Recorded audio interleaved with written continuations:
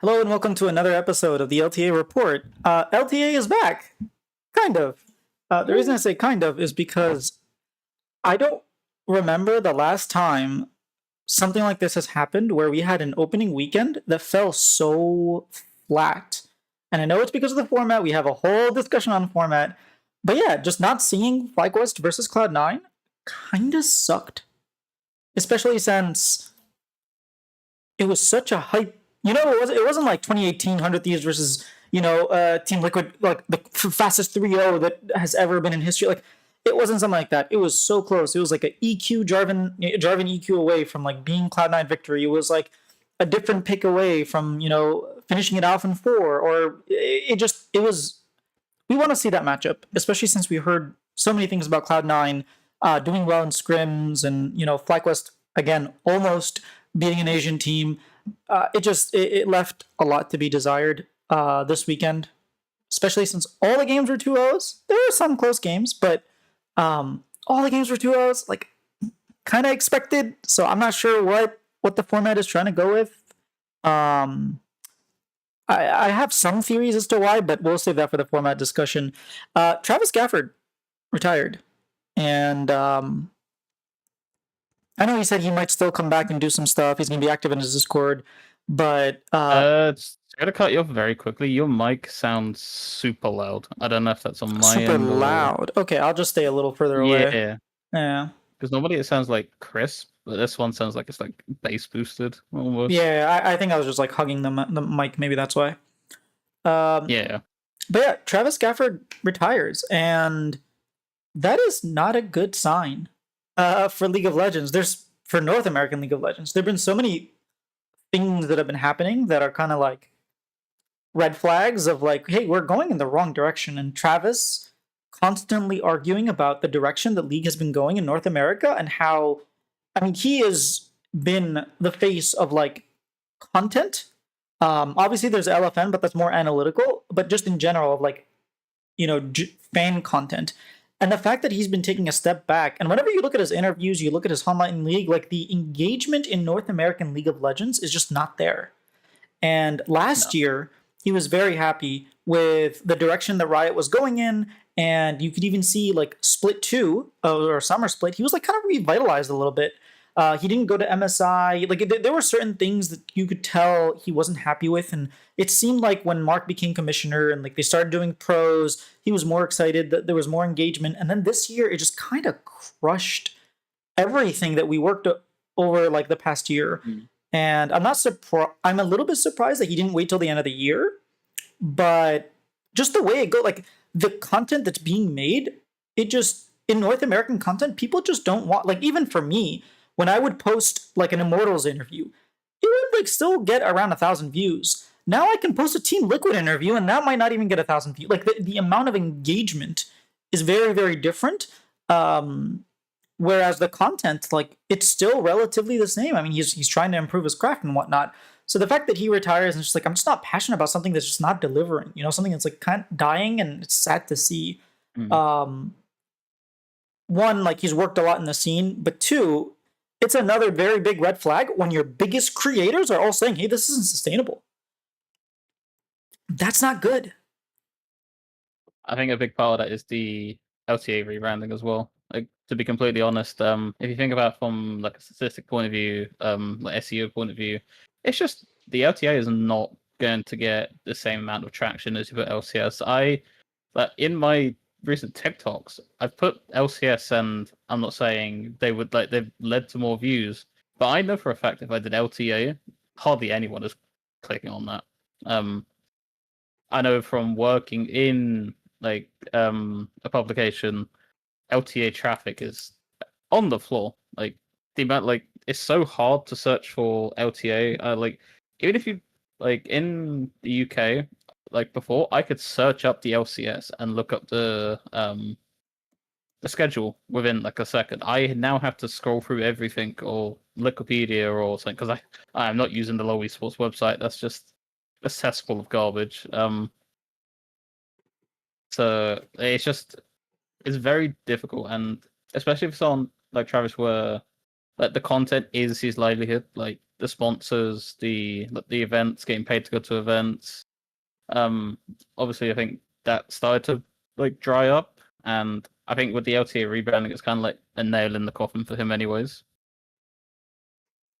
Yeah, and I don't know if that nail in the coffin is just for him or is it just for League, like in North America. Is it just Riot has made decision after decision that has just been bad for North American League of Legends to the point where it's just it's on life support. It really does feel like it. I was very excited going into 2024, like summer split with all of the new content ideas. I even talked to Chris Greeley about it, and I was telling him like whoever is the new like director, the director of marketing, like he's been doing a great job, and we talked about some of the stuff that like I really liked that he was doing, and he was like, yeah, we're really trying to do stuff, and it feels bad that it went from a situation where like it felt like everybody from top down was working to improve this product, and then they kind of abandoned it after one split, despite the fact that we saw that it was improving.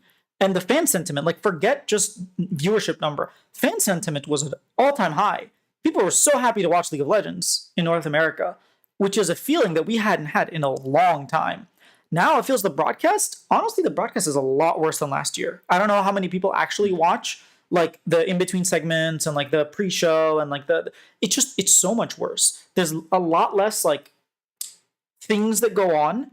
I thought that they had this entire split, this entire year. I think there was one segment where they brought Sven and they had like a board with like the fans voted the top like 10 80 carriers in North Yeah. America, and he was like below like Keith McBrief or something crazy like that. He was below FBA, he was below everyone. Sven was trying to cope with it, and then eventually he was like, oh, it's actually fake, like we're lying. That was like the one segment that I legitimately felt, hey, this is what I want to see. This is the direction you guys have been going to.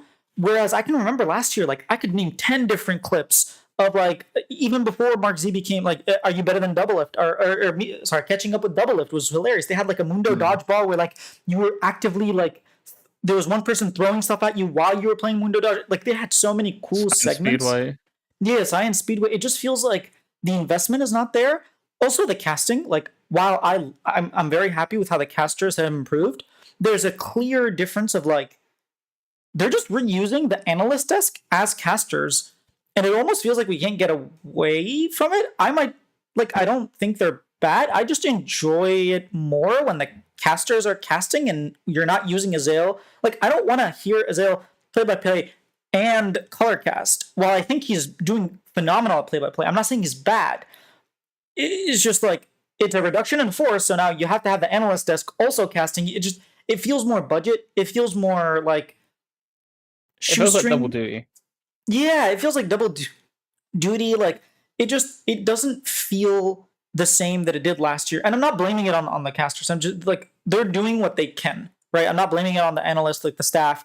I know from other sources like maybe this isn't the way that it was intended, like at the beginning of the year, but then the merger happened. Like I'm sure a lot of stuff happened where like you can't exactly have everything your way. So this is like the compromise. No. But it just the sentiment is really, really bad for LTA. Even though we finally have teams that can compete internationally, and it just like it doesn't matter because it's the format, It's kind the of like, isn't engagement. it? That the second that our teams start becoming like half decent, the league goes down the toilet with it.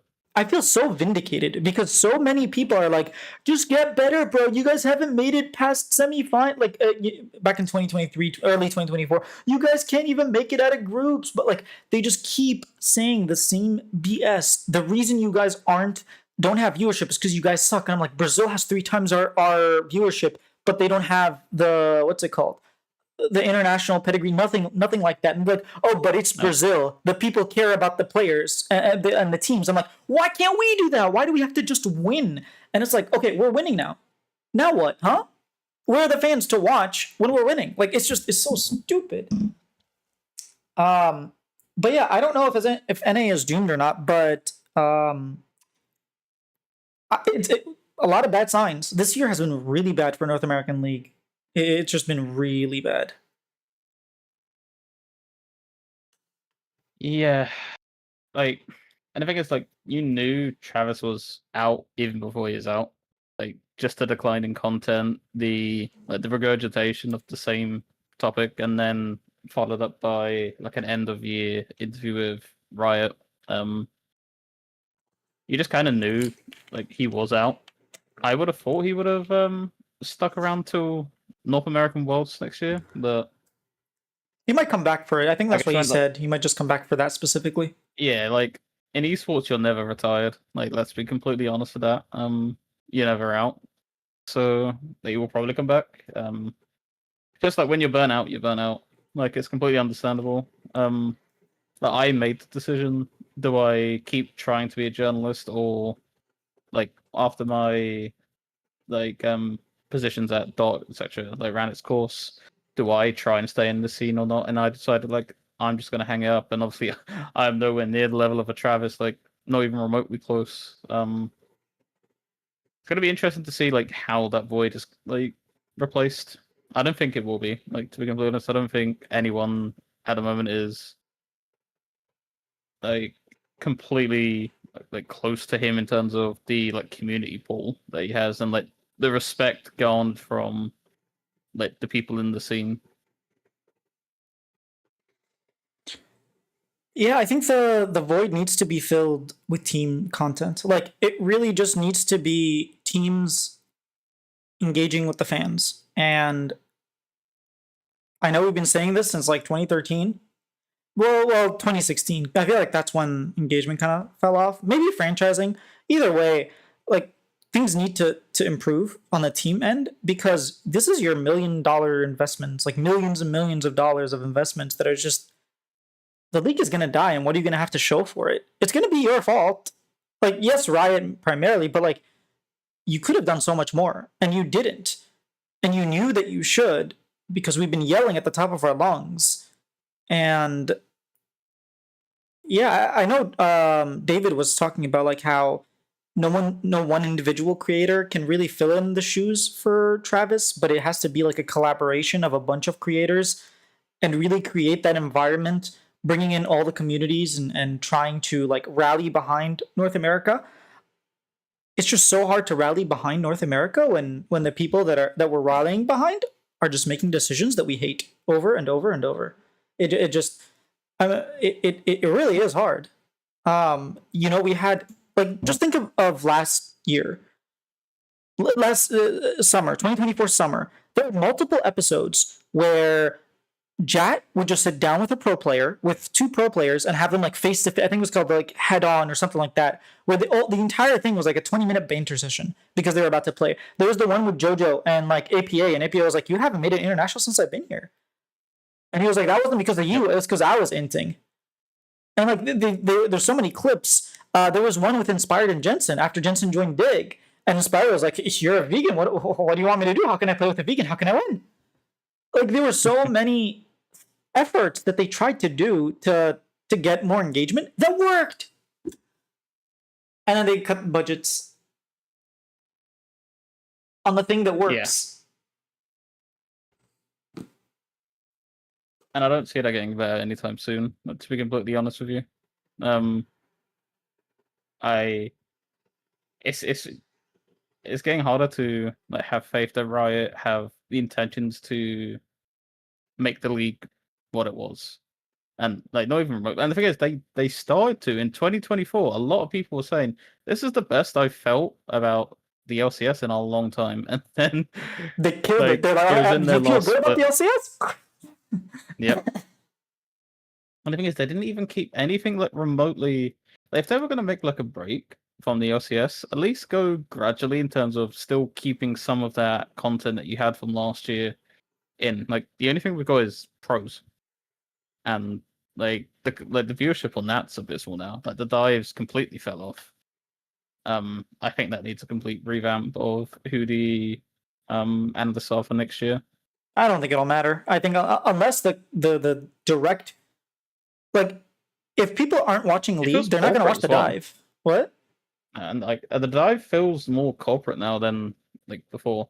Before used to really have like the if you remember like the Zale and Jap, going back and forth on will Cloud9 make playoffs when they were, when they were doing like the whole benching situation. Yeah. And then it ended in Azale having to wear like the Cloud like hat because they predicted that, or Jack predicted that C9 make playoffs. You don't get that like real back and forth anymore. It's just one says one thing and then another one says another thing. There's no like discourse. Yeah, I think that was one of the things that I was mentioning of like if someone is going to come up with like a cold line league or whatever Ruddy was trying to or Don Jake was trying to pitch, it has to be people that disagree with each other because I feel like there's too many shows where everybody's just saying the same thing, and so like I think we need that Jat Azale dynamic where it's like we don't necessarily agree. And I think that's good. I don't think it's bad to disagree, but I think hashing things out on these kind of podcasts is actually good. Yeah, I agree. Yeah. I did wanna. There was a question actually in our Discord, which I'll put a link in the description. But there was a question in our Discord. I'm gonna actually read it now instead of at the end, which is normally why we'll do that because it kind of relates to this topic. The question is actually from Poppy, who just popped up in chat. He says, "What would be your first decision if you had the power, of course, to put the LCS back on track?" I'll let you go first. The thing is, I don't think back on track is such a like that's like the golden egg, right? Like who knows what will actually bring the LTA back? But the thing that I would first address with LCS being back is like a revamp of the formats.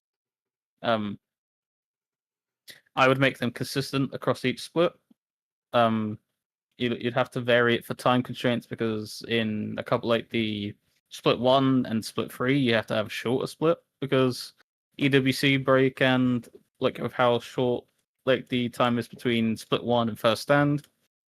But what I would do, and I think I even said this maybe to you the other day, is I would have like just single round robin best of 3 regular season with standard playoffs, but the way playoffs are seeded, and this would be a complete, by the way, break from the LTA merger, so not even including Brazil in this,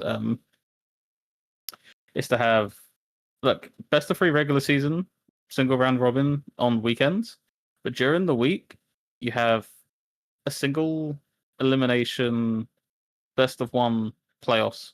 So you're getting in more games, and throughout the 7 weeks, it'd be a 7 week thing. Each round 1 matchup would be different from the last because you'd get to play every single matchup once, and you'd play for championship points for each split. So the championship points you accrue from these weekly tournaments, and then your regular season like performance will then be like tallied up, and then that's how you seed yourself for like playoffs, and then obviously you decide how like the seeding works for first stand and worlds.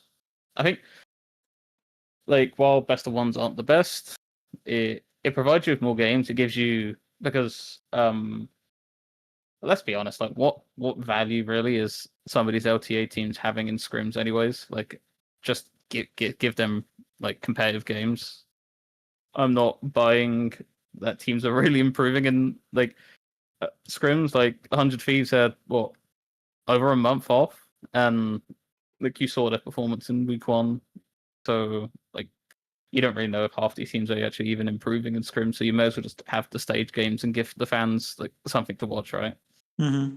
So that's how I'll do it. Like, it's not. I'm not saying that'd be perfect. I think the one problem I've had in this entirety as an LTA fan of a good team is that you don't actually get to see your team play a lot because if they're 3-0ing teams, like we were last split, we played like the lowest amount of games possible up until we started playing FlyQuest. Or when And it's the Vulcan same was for gone, yeah, you had 3 games, but the besides that, it middle was of the pack 2. teams are the only teams that you actually get to see a lot of, really, because they're consistently like 2-1s, and then in best of 5s to play more games. I mean, isn't it just a problem of the fact that like what the LPL does and what LCK is doing now is putting the top teams in one group and the bottom teams in one group. So the top teams are all playing against top teams. So you get a bunch of really, really hyper competitive games. And LCS I will get to decided, that in the last topic. yeah, the LCS decided, hey, why don't we do the opposite and have all the bottom teams play the top teams so we get the least amount of games possible and least excited. I think you went through format to like get LCS back to where it was. I actually completely disagree. I think format doesn't matter. I think like even if we had okay, it matters a little bit. Don't get me wrong, but it's like it's so insignificant compared to what I think is the biggest problem, which is LTA and LCS just has a marketing problem. And like I was saying when I was talking to Chris Greeley, I think they took like even just the thing where like at the end of the day they would host a pro player and the pro player would continue streaming for a few hours afterwards. I know people had like, oh, why isn't it always to NACL or whatnot? I know there was like some discourse, but that like I watched more streams than normal Your because mic's of it. playing up, by the way. Oh, I watched. Maybe let me change the gain a little bit. Maybe that'll help. All right, maybe this will help. But yeah, I watched more streams last year than I did the entirety of this year just because of those like hosts. That doesn't raids. sound. I think that sounds worse actually. Okay. When you had your like hand on it, like it sounds like normal. When I do But then this, as it soon as sounds you like, normal. kind of yeah. Okay, I'll just keep talking. I don't know what's going on with my. Oh, maybe it's the cable. Let me do this. It's even worse. Oh no. It like I have the audio here. It shows that it's fine. Is it still not? It sounds fine. It sounds fine now, like right now. It sounds Okay, fine. I'll let you know if you like it I'll worse. keep my hand on it. Maybe it needs a little bit of comfort. It's having a tough night. Yeah. So I think even just that, I watched a lot more streams than I normally do of pro players. I think the pro players do stream; they just don't stream as much. I felt like last year they were really putting an effort, and even the beginning of this year they were putting an effort in streaming. I think if I was the LTA, I would mandate teams to have in their contract that they have to have some hours. It's kind of again. Okay, let me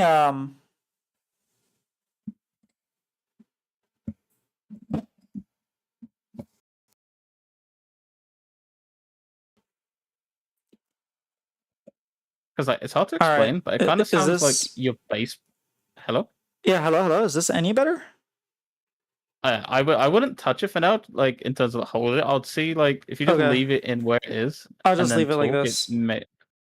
Which is It weird. sounds like how it used to be, like which is perfect. It just This is randomly how it used to. it just randomly started not working, huh? Yeah, so like you were speaking, and then it sounded like it's getting louder and louder to the point where it's like muffled and distorted, like in some sections. So it's like it would come back, like come and then go away again. Okay, maybe that just means it's time for a new mic because I've had this thing for years and years. Don't move. Okay, I'm not gonna move it. I'm not gonna move myself. But yeah, what I was saying is like I would have mandatory streaming hours for pro teams, and then I would like let's say I would have like in total 20 hours of streaming per week, and then I would have that if they stream their scrims. So if a team streamed their scrims, they only needed like their players 10 hours. And the streamed scrim would go into the pool. So if they streamed their scrims for like 5 hours, all of a sudden they only need 5 hours of scrims between all the players for the rest of the week. I would do something like that to incentivize streaming scrims and to incentivize streaming. I think I would do like a big marketing effort of having people like watch teams. I would highlight their stories and I would put money behind that. You know, I would find some sort of budget where I could actually get TikToks that do well and then take those TikToks that do well, put money behind them to put it in front of consumers who aren't watching League of Legends but would likely come back to watching it if they thought that there was something interesting. Like, for example, BLG versus FlyQuest was a very exciting matchup. I might make like a short that, you know, kind of highlighted some of the like back and forth and how close they were. Maybe an interview with the interview with Bippo afterwards where he kind of blames himself.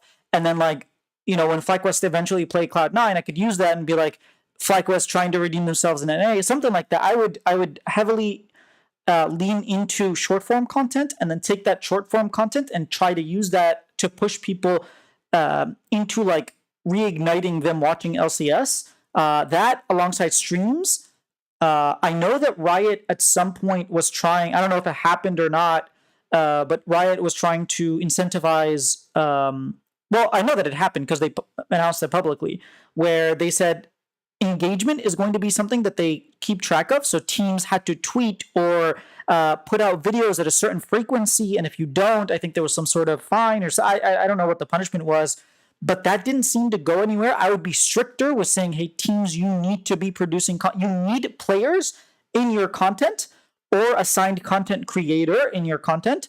I think I would heavily incentivize. Actually, I wouldn't. I think teams would just assign content creators that are bad for them. So maybe not, but at least that I would have pro players streaming more often. I would incentivize the teams to like have highlights of those streams on their channels because that's something that is working right now. And then I would have just a marketing agency to maybe work with a marketing agency that knows what they're doing because clearly they don't, and have them focus on short form, developing that into long form, into your videos, into your pros, into your actual game days. That's what I would do. I would heavily focus on the marketing end, and then let the format team deal with whatever. We can work on format later, in my opinion. I think the problem like players have when they stream is they're so corporate and boring. Like some of these players, like they don't even interact like during like the long at the long queue times. They're not interacting, they're not doing something. If I was like streaming and there's like a 15-20 minute queue, I'm playing like a different game, like a puzzle game, like GeoGuessr. Like imagine just like think of like a not like a big player that could like maybe be like interesting.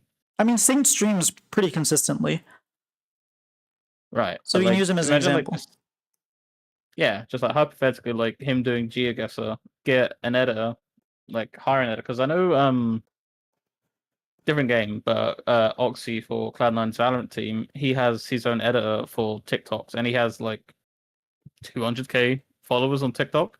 Like he does like an insane amount of work. And I know these top pros earned enough that they'd be able to hire an editor to do like stream content. I mean, I do think that highlights is very important. Like, take out like the highlights of the moment because like Saint, he might be streaming and not really interacting, but he might have like 3 to 5 good moments per stream. That's enough for a whole week of TikToks, right? Not everybody is going to You be only need one like a game. Like, you sneaky. only need one game to make like a good piece of content. Yeah, you can. So that's why I just think that they should incentivize. Maybe I'd even make it so that 3 out of 5 players each week have to stream at least 2 hours, like something like that, where like players have to stream. It's not like have one pro player like Sven, for example, who doesn't mind streaming. Like he's just the only one that streams. I would make it that like 3 out of 5 have to stream. That way, like sure, Masu, he doesn't even know how to turn on his camera on stream. Like maybe he doesn't end up streaming, but you have Busio, you have Quad streaming, you had Inspired, streaming, you have Bwipo. You get the people that you want, and like Poppy's saying in chat, he got into pro play because pro players were streaming, and that like I would bet that a large number of 2012 to or 2013 to 2017, I would bet a large number of people that got into League was because of pro players streaming and posting onto YouTube, and then they see that and then they watch the pro games. Like I would bet that the number is not insignificant. Like I wouldn't be surprised if it's like 40% or higher, which is, imagine we had 40% growth year over year for our league, or maybe not year over year, but like just grow the league 40%. A lot better than losing 40%. I can tell you that much. Yeah, like some of my like favorite moments were the sneaky Korea streams when we would go and boot camp in Korea, and he would just interact. Like, there's a video, like a very famous video of the entire Samsung team picking up sneaky for a flex queue game, and Yeah, it was pretty absolutely. funny. They were like, it was like it's in broken English, and it's just like hilarious because they were all trying to speak how like sneaky used to speak back then, and like he was teaching them like all the terms that he would use. Is like, hilarious. Yeah, I mean, those were some of it. There was one with Double Lift, I think in 2016 he went, and it was with, I think, the T1 players at that time, or SKT at that time. I think there was like 3 SKT players and 1 I think Samsung player. Maybe it was Mata actually. I don't know, but it was like a mix of teams, and it was so much fun to see on his channel. It's probably still there, but him just playing with like a support that's like 10 times better than Firefrost, and just like his top laner is a world champion, is playing with freaking I don't think it was Faker mid, but it was someone else. It's just like okay. I think it was like Offroll Bang, if I'm not mistaken. Like it was just such a fun thing to watch. And we're not gonna get that because well, we don't stream to begin with, so that's what I would do. I think that brings interest into games. But we can talk about format because your go-to was format, and maybe you can talk about the second topic or third. That's the second. We can skip around to the third if you want, but so which one's format? Is it third? I can't remember which order we put it in. We have it as second right now, but we could switch it to third if you want. We could maybe do. Yeah, let's keep format. Okay. All right. So I will say I will give props to the format where it deserves.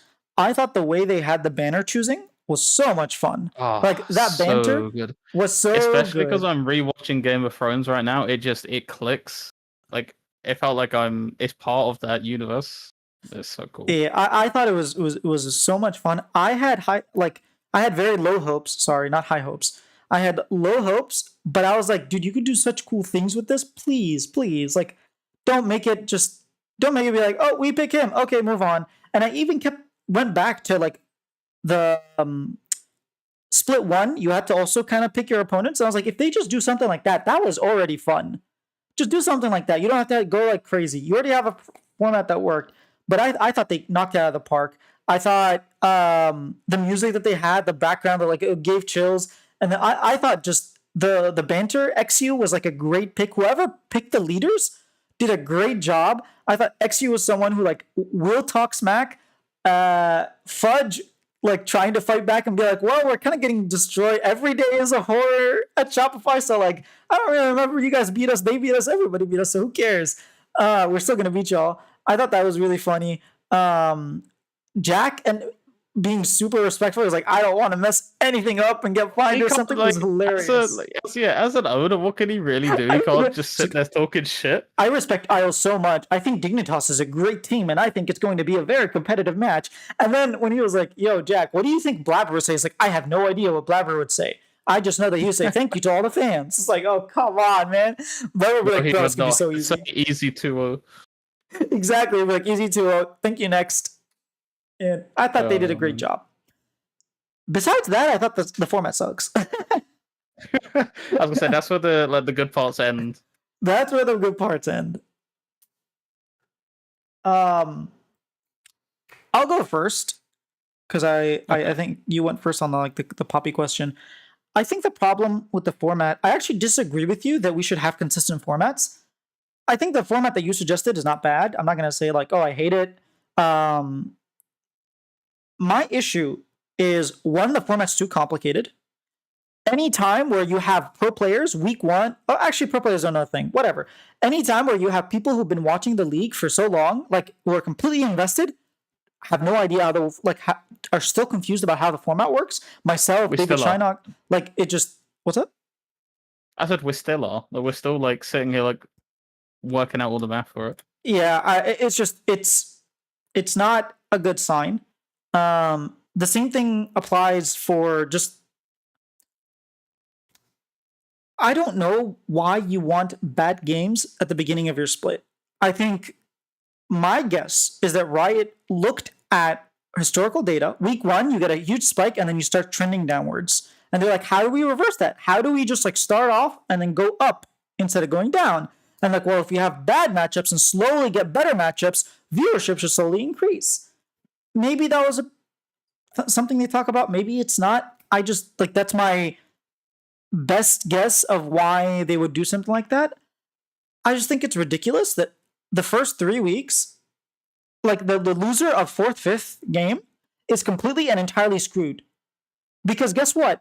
100 Thieves are going to end up, if everything goes according to plan, are going to end up playing Team Liquid, FlyQuest, and Cloud9. as their first three Yeah, games. Whereas and they're going to lose all DSG, three. yeah, whereas what's it called? Uh, us Shopify, who finished third, not fourth or fifth, are going to end up playing DSG, Lion, and Disguised. That is That's way too much of a crazy. reward. That is way too much of a reward. That's why I was saying when we were doing our predictions, it's like, I don't know how I can predict this because there's no balance in the schedule, in the strength of schedule. 100 Thieves schedule is so screwed. They play Team Liquid and FlyQuest. They're going to be 0-2. We're going to be 2-0. And we play DSG and Dig. Like, come on. The problem is, Cloud, is so I'll firstly respond very quickly to the point I was making about like consistent formats. If you were someone that came into the league this split and you were you are someone who's the best team, like how can you really tell like as like even like gameplay wise, like Flacco's obviously like played the probably like second best this week, but how can you really have like a gauge of like who's the best teams and who's Again, you know what? I'll just turn it down on I OBS. thought it was fine, but actually, to be fair, I did turn you down on Discord. Okay, I turned it down on OBS. Maybe that works. Is this any better? Sounds fine to me. All right. I feel bad that David always pops up when we're talking about like 100 Thieves and like records. I That's mean, not he was even like pretty his fault. pissed as well. I Rightfully would be so. too. Yeah. No, but the thing is, like, imagine like 100 Thieves made like mass changes to their roster, and like, how do you prepare your roster if you're playing these three teams in the first 3 weeks, and then you're in a do or die best of 5 to save your split? By the way, third seed is actually the best because you end up playing I get because you end up playing sixth, seventh, and eighth.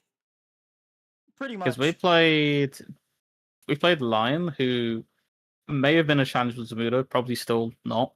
I don't think that would have like done anything. We're playing Dig, and then so the thing is, we haven't It's like actually played. Beetlejuice. Ah, okay, yeah. David's 5 minutes behind. Oh, okay. Um, we're not playing like a bottom team. Like we're not playing a DSG or wait, who was the 7th place team? It was Lion. Lion was seventh. Really? I mean, you were second Yeah, seed. You had to play seventh seed. It was just one through one, yeah, 8 to 7. of course. Actually, I completely forgot the line finished 7th. That's embarrassing. Considering like they played, they didn't feel like a 7th place team, really. But the problem is how do you gauge these teams going into a do or die playoffs? It's not fair. I don't think. I don't enjoy like the lopsided matchups. Um like even for even for C9 and FlyQuest, these are so boring to watch. Like I did not go back and watch. Like normally I go back and watch like the highlights, watch the co-streams. We stomped them so like outside of the very first fight in the first game, the series was not close. The FlyQuest one was slightly closer, but even then it's like whatever. So like just having a single best of three for like the very good teams is a problem in itself, and it's why I kind of suggested having like an extra weekly tournament instead of Yeah. like your scrim days. Because then at least you're playing for something. I know, right? Wouldn't do like the weekly money like you'd have in Call of Duty, but I like the format they play. I think just give us the top 4 are in a group, the bottom 4 are in a group, and then 6 teams make it to playoffs. You have the top 4 and then the top 2 of like the bottom 4. So in the bottom 4, the bottom 2 get eliminated, and then the top 2, so like 5 and 6, play against 3 and 4 to find out who's in double elim and who isn't once the groups are over. And then you have 1, 2, like obviously 1, 2, 3, 4, they get the That was bye, another and thing. just yeah. That was another thing. Sorry to cut you off. Why is Split 2 factoring into these games? Because if For FlyQuest, seeding, Cloud9, Shopify, and TL all go 6-0, as in like 3-0 in series score, 6-0 in which is game score, expected, yes. you like the way I just listed it, it goes like the exact same. So why is FlyQuest getting quote unquote an easier match when they have the same series scores, the same game score with us, but because they beat us in a finals last split, they're above us? Like, how are you determining that? And I'm I not saying agree. like I think we beat Liquid anyways, but like imagine for you who this is what I'm saying it's so bullshit because you 3-0, yes, you're playing shit team, like you're playing actual shit teams. Compared to like 100 Thieves or like TL or FlyQuest. Actually, to be fair, like the rest of the top teams will have to play 100 Thieves if like the expected. But so in a way, the other three teams can argue, well, we played a harder like set of games where you had Disguised, Dig, right? You played Dig? Yeah, you played. Yeah, we played Dig when we're playing Disguise, and then chances are, because of how it works, Disguise then Dig can't pick us. Lion is gonna look. They're like, do we want to play FlyQuest or do we want to play Shopify? Huh. And the thing is, do you know why it would have gone against your point about Riot trying to make the viewership go up later in the split? Because Inspired said on pros that if them or C9 would have lost, they would wanted the other team to pick the other just for like banter and just to fuck everything up. That would have been like hype. Yeah, but I think a It's just format that relies on upsets is relying on upsets. Like those are upsets because they don't happen all the time. So I think you should have a format that relies on if everything goes to plan, you get really cool matches. And if upsets happen, it's still cool because it's an upset. the problem is this bullshit's going on in a qualification for your biggest tournament of the year. So while everyone else is like ramping up, we're doing for fun tournament. That's basically what we're doing. I mean, Like we're right now having we're like not for the third fun. best team. Shopify is clearly the fourth best team. Like Team Liquid looked way better than we did this week. But we're gonna be the same score And and even we're gonna get then, a higher seed because we exactly. beat them last split. So And but then again, you get to play FlyQuest and we get to play TL. Like well, it's that's based on like FlyQuest picking, right? It's not gonna be based on FlyQuest get to pick right, but third or fourth. So they're like clearly gonna like, they're clearly gonna pick you guys as well. yeah, Let's be unless honest. like week 2 and 3, like Team Liquid look absolute trash, like they're just gonna pick us again, and chances are we're gonna finish third again because of the way the format is. And it's like it's not because Team Liquid aren't better than us. It's just because we had better I mean, luck, at I least that guess. qualifies you to playoffs, right? Oh yeah, that does. Actually, no, we're gonna have to play Team Liquid. I think for the third place, but Yeah, we'll have an easier because I time think we getting beat there. TL. So I think we beat TL in the. I'm gonna call it the NA playoffs. I ain't calling it the LTA LTA North. Championship. Yeah, I'm just gonna say the NA playoff section. Like, I mean, they do um, separate LTA North Championship and LTA Championship. I think it's LTA North Playoffs and then LTA Championship. I think that's how they separate it. do you know how wild it is though? Like, they could have easily just like I don't fully agree with like people wanting us to like completely just copy other leagues because like everyone I think should have a little bit of their own flair to it. But you could have copied the LCK in a way that you put the top four, put the bottom four, and like I think suggested this to you or David, I think, is that whoever finishes fourth in like the top group and whoever finishes first in the bottom group Oh, then play a best of three to see if they want like if they swap. So like the that's what I team was that saying. Except not just yeah the fourth and fifth, but like the bottom two and the top two, they have to play. yeah.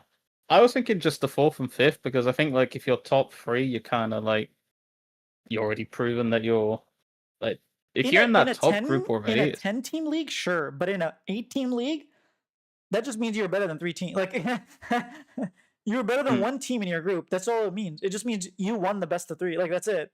You won one best of one, the best of three. yeah. But then if you're fourth, that likely means you either went 1-2 or 0-3, and like, do you really deserve to be in that top group anyways? Like the assumption would be like you're closer in skill to the team that finishes like fifth, right? Well, I mean, sure. You could have also had a bad day where, like Vulcan, for example, there was that week where you guys almost lost to Lion because Vulcan had like a Yeah, funeral, right?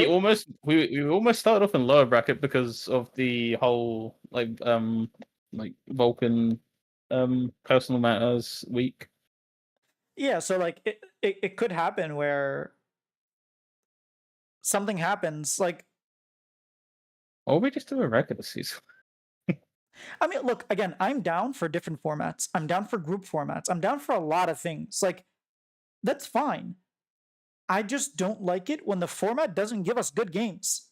Give us Flycast versus Cloud9. Give us Team Liquid versus Shopify. Even if we lose, I But this want is to see why I those always games. feel. This is why I feel for summer. You have to play it safe. I think with the other two splits, you can experiment. But I'm so tired of seeing these constant changes year on year. Like, yes, it got stale. Like in like our prime years of watching when we were like TSMC 9 fans, and it was just you knew what exactly you was getting. You was getting 18 games of best of ones into a single elimination playoffs, and that was it. Each and every split. And I'm not saying yeah, we have to return to best of ones. I'm definitely not. But I do think, yeah, the England women's team won the Euros. Oh, wow. Back to back It's a as shame our well. men's team's garbage, but I mean, it's the same thing in the US. Our men team garbage and our like women's teams like okay, we're not doing well. garbage. It's just like we always finish like a spot below where we actually should finish. Yeah, I think your men's team is a lot better than our men's team, to be honest. But I still, mean, the like gap to between be the women honest and with you, men's team is very, very big. like yeah, no, we signed the best women's coach in the world, who's won 3 European championships in a row. Oh, Like the wow. last Okay. 3 Euros, and she's never not been in a final. Every single international event she's been in as a coach, and for England, we've never not been in a final. Dang. All right. We've lost both World Cup finals, but won both European finals. I'm an England fan. We're just chokers.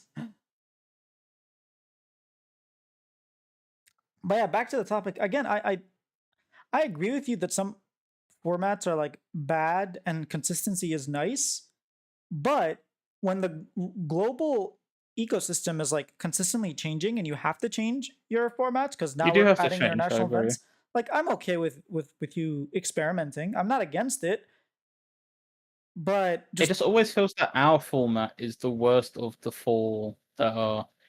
Like, I I thought last hate year the our format was LCK. better than I actually you. dislike. I don't dislike the like they've grouped the top teams and the bottom teams in the LCK. I don't like that Gen G starts with an absurd record where you can't actually catch up. Yeah, we tried Because I that and think we they were were like, it saying doesn't they're work. saying that D plus Kia can lose every single game and they're still finishing first in their group because their record's that much better than The like, the rest bottom of their three, group. yeah, bottom 5 or 4 teams. Yeah.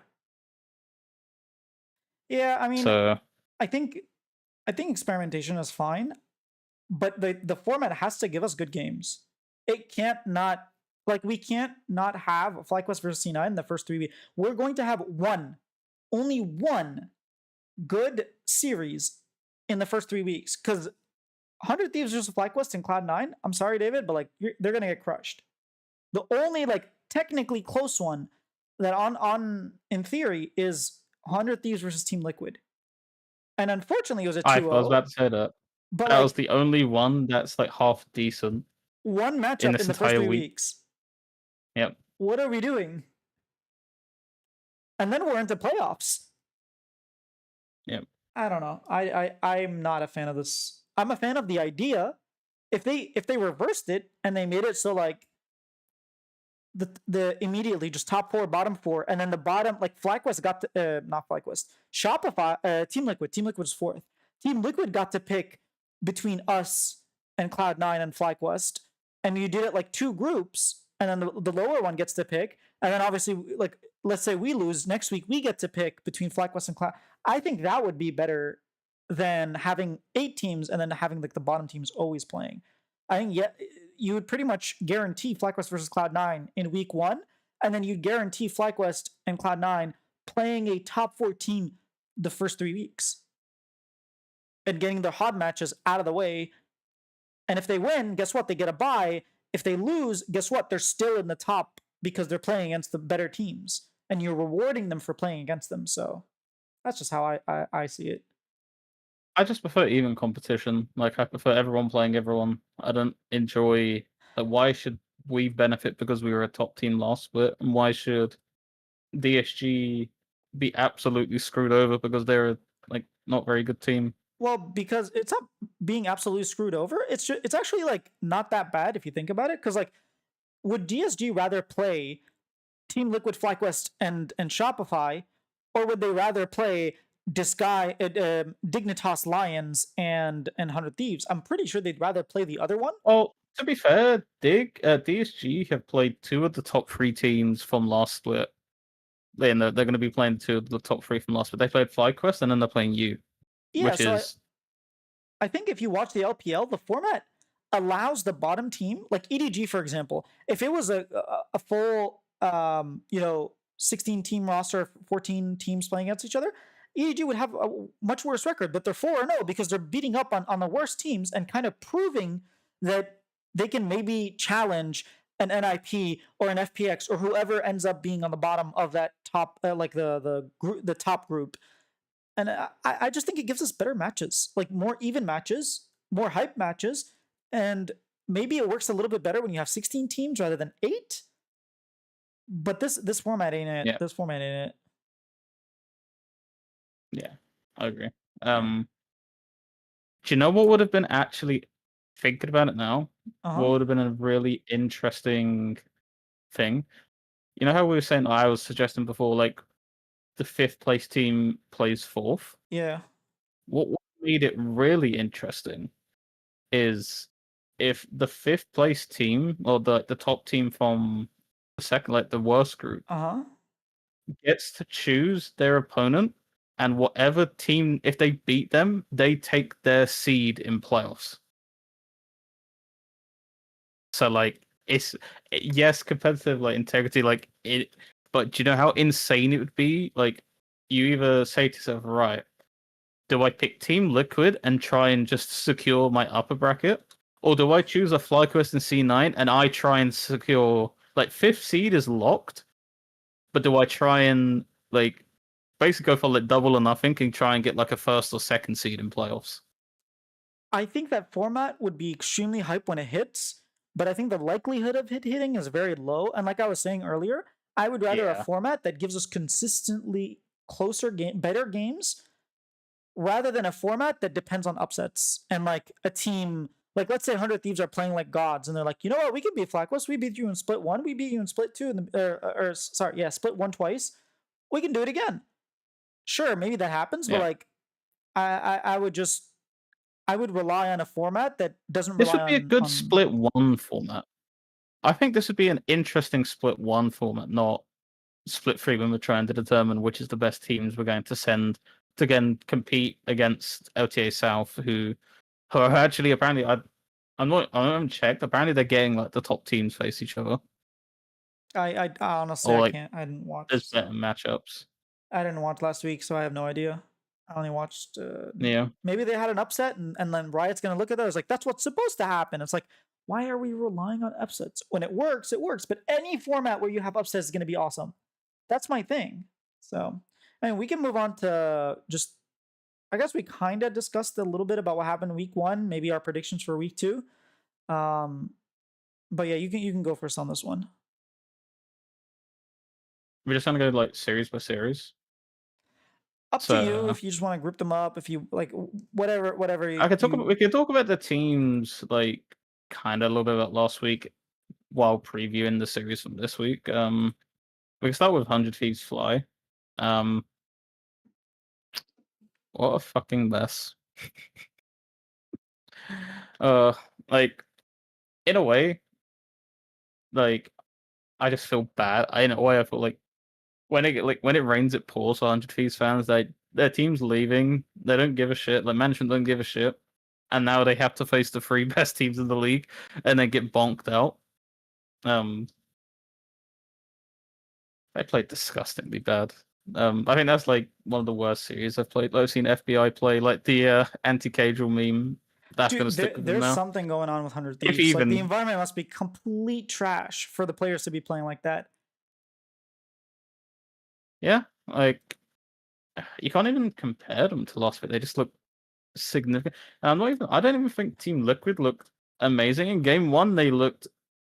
In game one, I was ready to like close the curtains. I even tweeted during game one, I was like, "Yeah, this is a two-team league," and I still believe that. Because Team Liquid looked so disjointed in game one. The Impact and Core were absolutely turbo sprinting it, and like I was even like saying, like I feel sorry for UG because I don't think he has the best solo laners to be like coming into like such a precious split for a rookie.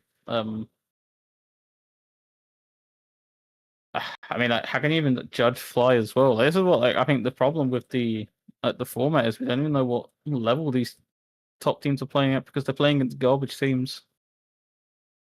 I mean, I think they Fly look literally subbed fine. in a 17-year-old to play for them. I think Top Jack lane. Cross looked kind of what you expected. Completely raw. Did not have a fun time in that game at all. They completely turbo camped him. And it Like didn't he matter. struggled with the lane swaps, but like I mean, at the end of the day, I think they could have won that game 4v5. It didn't really matter. They did win that game 4v5. It's just, it was disguised. Like, what do you Exactly. expect? Yeah.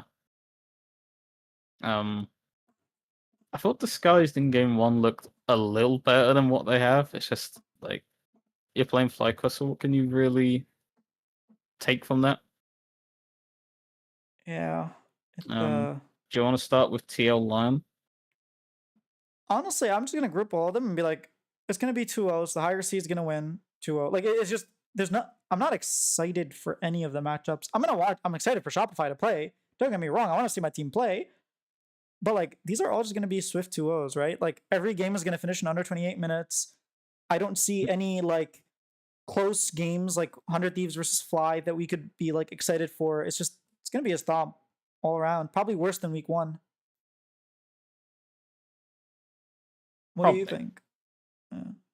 Yeah. I also think 2-0s across the board. Like even if Lion had Samudo, I think people are putting too much like weight on what what he can do. I think he's a promising player, but you have to let people get their feet under. And unfortunately, this type of split does not provide any opportunity for a young player to get their feet under them.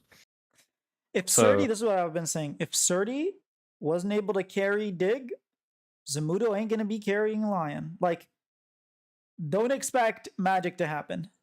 this is the problem I have with like any young player that's coming through is people think they are immediately at the level of even like a Photon. Like they are seasoned players, right? They've been playing in this league they've been playing professional a long time.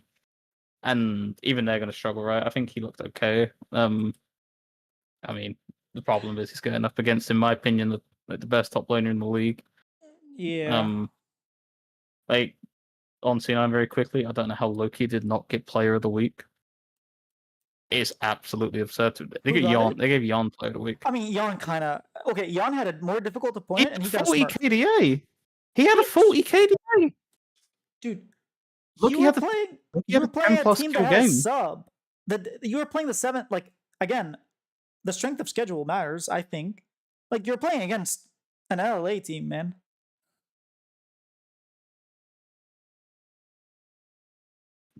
Based on the level of 100 Thieves, though, like, where are they at? Like, I think 100 Thieves are significantly better than the other three teams that are below them. probably. But it depends, like, if they're actually turbo mental boomed. I mean, you have Sniper playing Scion. I don't know. It doesn't look good. That's what I mean. You looked at him and he was like, this kid looks completely River is checked still out. smurfing. Like River is still I think smurfing. So like there's River and that. Quid are trying to carry a dead body, basically. 3 dead bodies, yeah. And like the problem is these guys are meant to be playing for their lives. Like FBI, I struggle to see him getting a spot in the league next season. I mean, maybe he turns it back, but yeah, after what we saw last weekend, it's I mean, getting scary. I worry for Sniper. To be honest with you, I don't think he gets a top team next split. Yeah, we'll see. We'll see what happens, but It depends on like the team coming in, what they want to do.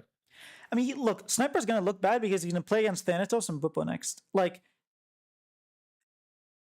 I don't know. And then you have That's like not. freaking Zamudo who gets to play against, you know, That's if I he guess even the gets to top 4 play teams next all have good this top week. laners, so it's not that bad. Yeah. Yeah. Either way, I'm not like I said, I'm not excited for week 2. Week 3 is going to be all same. I think I'm just going to predict 2-0s for the top teams and 0-2s for the bottom teams. And then starting week 4, chances are we're going to have FlyQuest playing against us, Shopify, and then Team Liquid C9. I think those are going to be 2-0s. And then we're going to have finally in week 5, we're going to have our one good series, or our 2 good series of Team Liquid versus Shopify and FlyQuest versus Cloud9. So just hold your breath for another 4 weeks. Yeah. Have to wait a whole month to play a good team. Yeah. Well, I mean, you'll play Shop, but we're a good team. We're just not a great team. I think FlyQuest and Cloud9 are great teams. You'll play. You have to wait. Yeah, 4 weeks. You're right. You have to wait a month. Yeah. No. That just sounded ridiculous to me. I'm like, no. You'll play a good team early. Wait a second. No, like before we play a team of what I think's our level, it's actually going to be over a month. It's It'll be absurd. 5 weeks. Yeah, that's crazy. Because I don't think I don't think TL are going to be us. It may be closer. Don't get me wrong.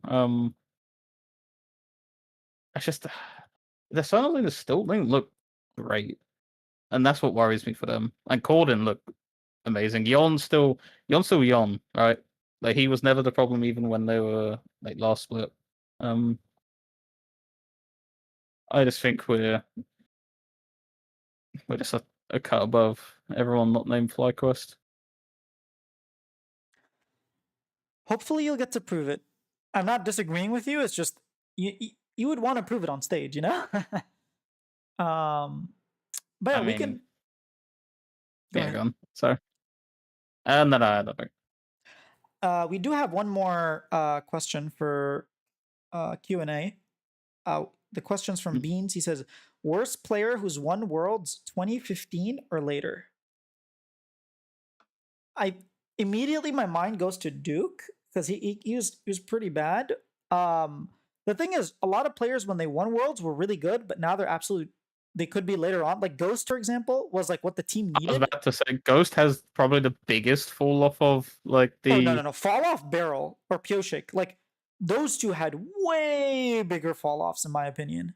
Well, no, but look at where they're Okay, like I know Pioshik's on a 1-19 team. They're on the worst team in the entire league. Ghost is in ERL, dude. Like Ghost is in tier 2. And he's won. Like you should never be in tier 2 when you've won tier 2 after winning Worlds. If that's like a defining thing, and Crown was at some point one of the best mid laners in Korea. So I wouldn't class the LCS as tier 2. No, he went to Brazil, dude. Or Turkey. Dude, I was moving. Okay. Because you said tier 2, and I was like, yeah, he was in the LCS. Yeah. No, I think like Ghost was never elite. There were games where like Beryl was like one of the best supports. There were games where like Pioshik was one of the best junglers. Ghost never was one of the best AD carries. Never. He just wasn't hinting. That's all they needed. Like a stable Jhin player who can stand back. He was a stable player. Yeah. I still think Duke, because like he didn't do much on T1. He kind of got carried. He went on to IG, only got playing time because the Shy was like, being the Shy. And like even when he played, I'm pretty sure he lost every single game he played and won 2 world championships that way. So I feel like he might be the worst player to like completely not even deserve it. maybe his SKT time, sure, he did play Like he fine, played but a lot, but like Blank really like as soon as he left the SKT like system, really took a turn for the worst. Uh, no, Duke, not But blank. he was pretty. No, I'm talking about Blank. Oh, I'm blank. saying like he was pretty good for T1. But I was actually thinking this today, like completely like different topic in some ways. But has like because was me and like in the C9 Discord we were talking about Berserker like 1 and 19 or whatever it is. Like has all of most players that actively choose to lose C9, like leave C9, their careers fall off a cliff the second that they do. I was thinking about like if you think like contracts, completely his career took a turn for the worst. Like Licorice took a turn for the worst.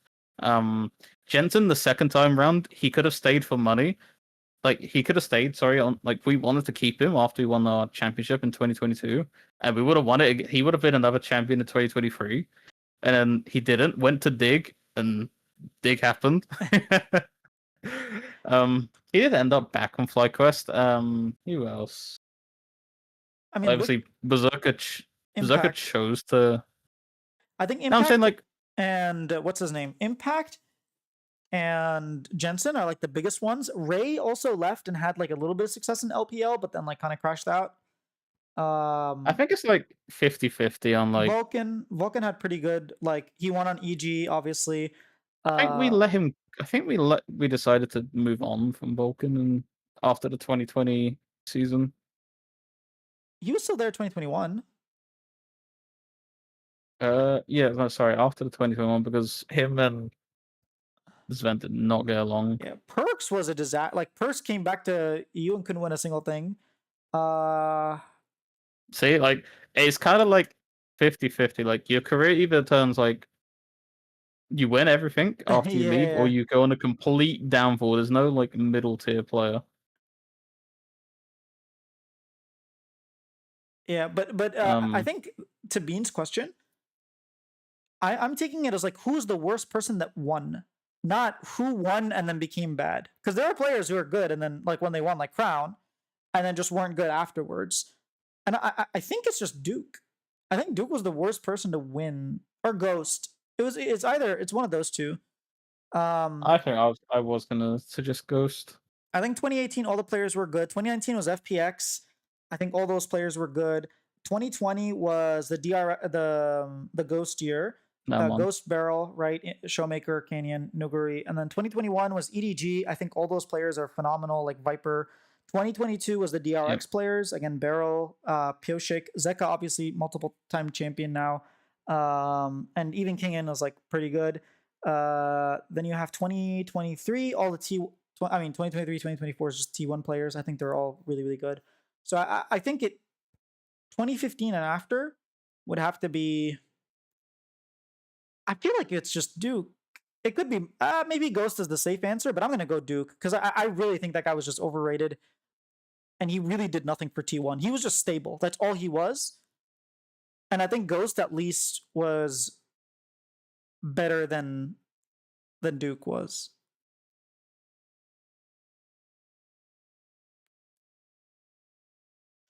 All right, I think those are all the questions that we Yeah, had.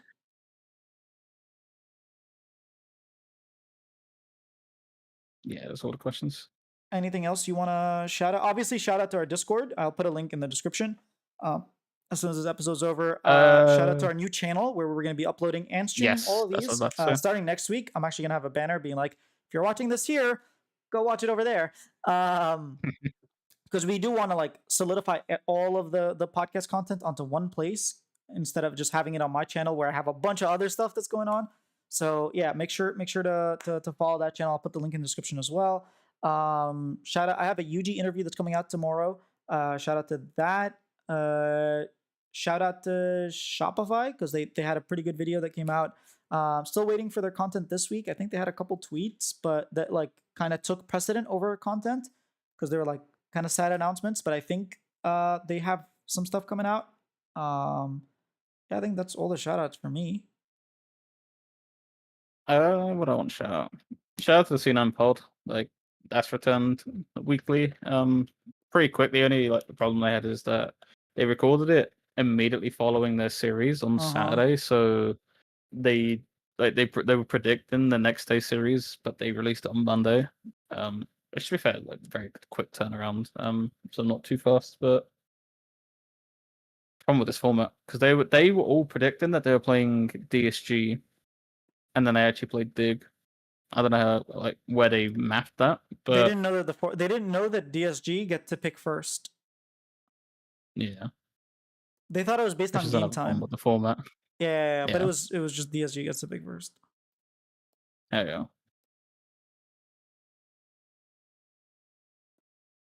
But yeah, thanks everybody for watching, and we'll see you again next week for another episode, and hopefully no more tragic news.